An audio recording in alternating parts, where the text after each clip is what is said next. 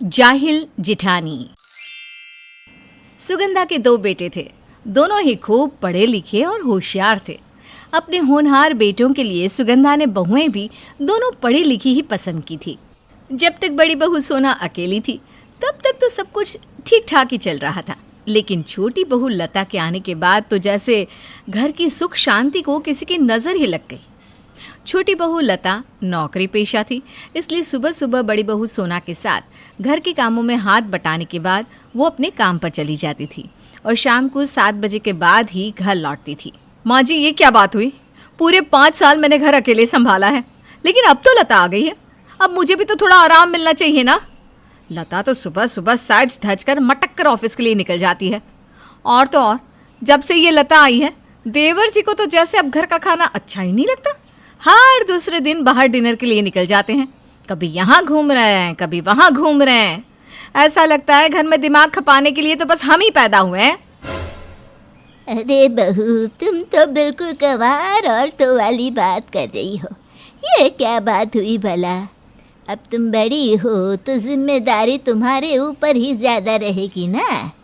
उसकी अभी नई नई शादी हुई है, अभी थोड़े दिन उन्हें घूम फिर लेने दो, मौज मस्ती कर लेने दो।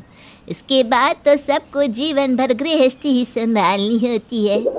हाँ माँ जी, देख रही हूँ जब से ये लता आई है आप भी बस लता के ही गुण गा रही हैं। बड़ी बहू को तो जैसे भूल ही गई हैं आप। अरे सुना बहू, कोई तुम्हें नहीं बोला। बेकार की बातें अपने दिमाग में रखना बंद कर दो। अरे तुम इतनी पढ़ी लिखी समझदार हो, कुछ तो समझदारी दिखाओ। और पढ़ाई सिर्फ नौकरी करने के लिए नहीं होती, घर के सभी सदस्यों के साथ अच्छे से तालमेल बना कर रखो। संबंध ऐसे होने चाहिए कि चाहे जो हो जाए रिश्तों में दरार ना आने पाए। तब पता चलता है कि बहू कितनी पढ़ी लिखी समझदार है, वरना घर का काम तो अनपढ़ औरतें भी कर लेती हैं। सास से खरी खरी सुनने के बाद तो सोना का दिमाग और भी गर्म हो गया था। हाँ, सारे अच्छाई के भाषण तो मेरे लिए ही है ना। मैं तो अपनी पढ़ाई का इस्तेमाल घर में सबकी चाकरी करने के लिए करूं, और वो महारानी सुबह सुबह मुझे ठेंगा दिखाकर निकल जाए। मैं भी देखती हूँ मेरी प्यारी देवरानी और कितने दिन नौकरी कर पाती है। अगले ही दिन से सोना ने कमर कस ली थी। सुबह 5 बजते ही उसने जाकर लता का दरवाज़ा खटखटाना शुरू कर दिया। अरे भाभी, क्या बात है? इतनी सुबह सुबह आप मेरे कमरे का दरवाज़ा क्यों पीट रही है? हाँ, वो क्या है ना लता, आज मैंने सोचा कि रसोई की सफाई कर लेते हैं। चलो जल्दी से मिलकर काम निपटा लेते हैं, फिर तुम्हें ऑफिस भी तो जाना होता है ना। लेकिन भाभी, अभी तो सुबह के 5 बजे हैं और मुझे रात को काफ़ी देर तक लैपटॉप पर काम करना होता है। मैं इतनी जल्दी नहीं उठ सकती। सॉरी भाभी। देखो लता, इस तरह से तो घर चलने से रहा। अब तुम्हारी शादी हो गई है, घर के लिए भी तो तुम्हारी कुछ जिम्मेदारी है। सिर्फ नौकरी करने से तो घर नहीं चलेगा ना। तो चलो अब बहानेबाजी छोड़ो और जल्दी से तैयार होकर रसोई में आ जाओ। चलो चलो चलो। लता बेचारी मन महसूस कर उठकर रसोई में आ गई। अब तो सोना का यही रोज़ का काम हो गया। वो सुबह सुबह कभी 4 बजे तो कभी 5 बजे लता का दरवाज़ा पीटने लगती और उसके ऑफिस जाने से पहले ही सारे घर का काम करवाने लगती। अरे लता, ये क्या? तुमने आधे घंटे में पूरे घर में झाड़ू लगा दी? मैं लगाती हूँ तो 1 घंटे से भी ज़्यादा समय लगता है। ना तो तुम बेड के नीचे झाड़ू मारती हो और ना ही कभी सोफ़ा झाड़ती हो। तुम्हारे जाने के बाद ना मुझे फिर से सब करना पड़ता है। अब बताओ क्या फ़ायदा हुआ? अच्छा चलो, एक काम करो, तुम ना एक बार फिर से झाड़ू लगा लो और बाद में मैं पोछा लगा देती हूँ। भाभी, आप पूरा दिन घर में रहती हैं, आप 1 घंटे में झाड़ू लगाइए या 3 घंटे में, आपके पास समय की कमी तो है नहीं। अब मुझे ऑफिस भी तो जाना होता है। मैं पूरा दिन घर में बैठकर झाड़ू पोछा खींचती रहूँगी तो ऑफिस कैसे पहुँच पाऊँगी? हाय, ये क्या बात हुई? काम करना है तो ढंग से करो वरना मत करो। मुझ पर कोई एहसान तो नहीं कर रही हो?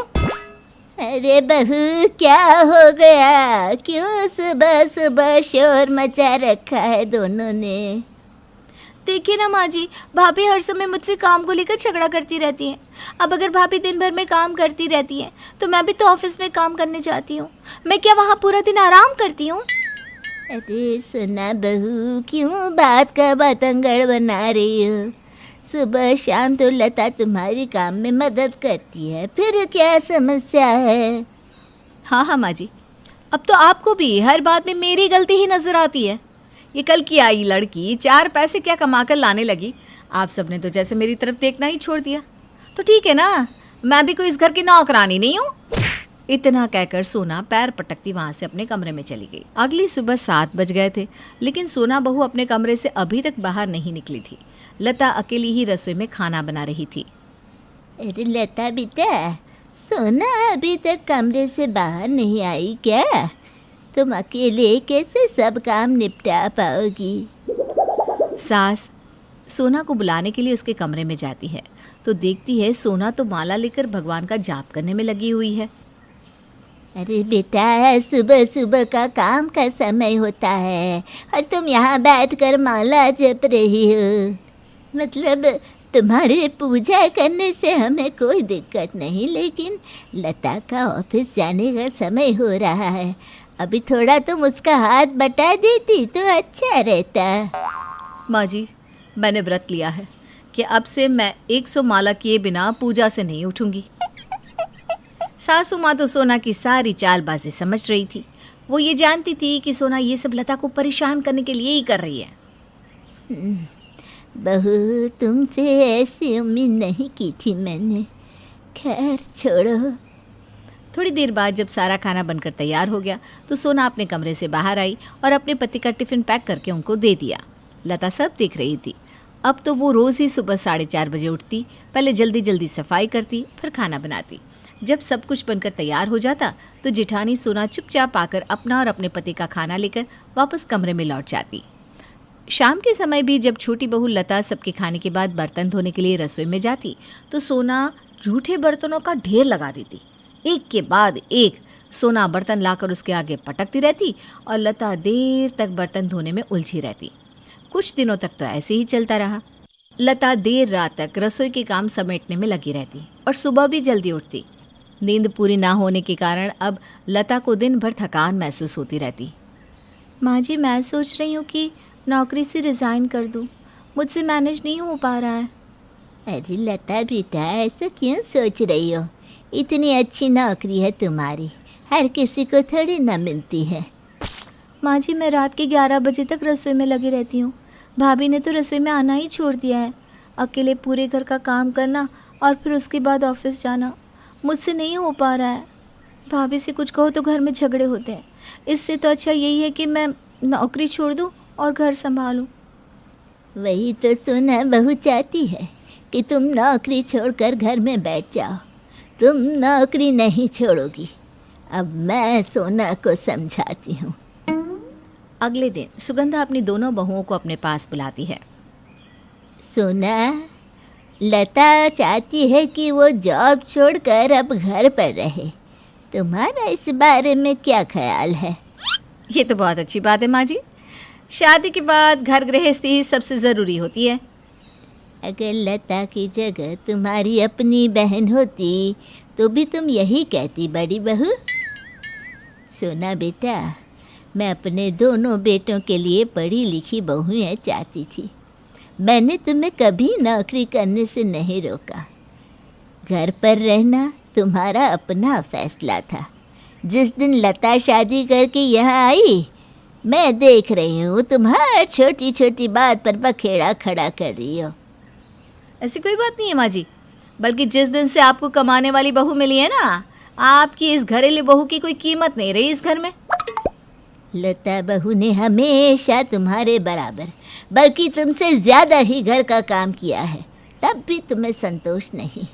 दरअसल बात काम की है ही नहीं, बात तुम्हारे अहम की है। तुम ये चाहती हो कि लता भी तुम्हारी तरह घर पर रहे। भाभी, मैंने तो आपसे कुछ भी कहना ही छोड़ दिया है। मैं कितना खुश थी कि मेरी शादी पढ़े लिखे परिवार में हो रही है। हम दोनों देवरानी जिठानी साथ में किटी ज्वाइन करेंगे, पार्लर जाएंगे, सोलो ट्रिप करेंगे। लेकिन मुझे क्या पता था आप पढ़ी लिखी अनपढ़ निकलेंगी। जिन बातों के लिए आप घर में कलेश करती हैं, कोई समझदार इंसान ऐसा सोच भी नहीं सकता।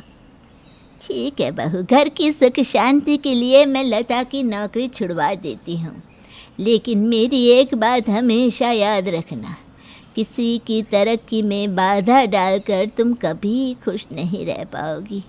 अपने आप को क्या जवाब दोगी ये ज़रूर सोच लेना। मुझे माफ़ कर दीजिए माँ जी। लता, तुम भी मुझे माफ़ कर दो। शायद मैंने तुम्हें दिल से अपनाया ही नहीं था, इसलिए तुम्हारे लिए कुछ भी करना मुझे बोझ लगता था। आज से मैं तुम्हें अपनी छोटी बहन की तरह मानती हूँ। सोना की बात सुनकर सुगंधा और लता बहुत खुश हो जाती हैं और उसे गले से लगा लेती हैं।